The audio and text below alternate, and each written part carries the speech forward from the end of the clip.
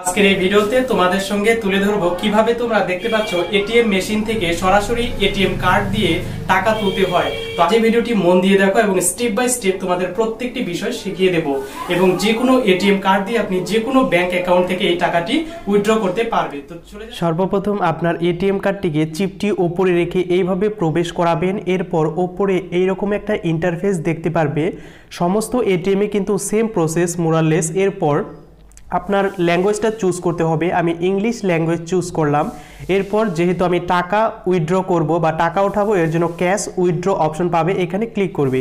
এরপর এই ইন্টারফেসটা ওপেন হবে। এখানে কত টাকা উঠাবেন এরকম শো করতে পারে, অথবা আপনি আদার অ্যামাউন্ট এখানে কিন্তু নিজে ডেমোস্টিক হিসেবে প্রেস করতে পারেন। এখানে আমি 500 টাকা উঠাবো, তাই 500 টাকা ক্লিক করে এন্টারে ক্লিক করব।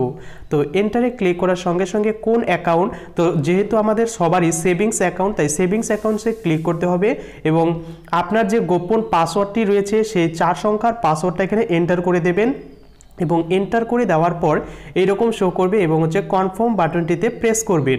এরপর একটু লোডিং হবে। এরপর নিচের দিকে টাকার একটি আওয়াজ হবে, নিচের দিকে টাকা যে গণে সেই গণার আওয়াজ হবে এবং এখান দিয়ে কিন্তু টাকাটি আমাদের মোরালেস বের হবে।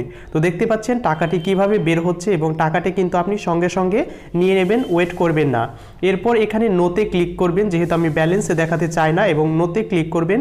এরপর আপনার এটিএম কার্ডটি নিয়ে নেবেন। বন্ধুরা দেখতেই পেলেন কিভাবে অতি সহজেই এটিএম কার্ড থেকে টাকা তুলতে হয়। তো আপনারাও এবার থেকে এভাবে কিন্তু অতি সহজেই এটিএম কার্ড দিয়ে টাকা তুলতে পারবেন।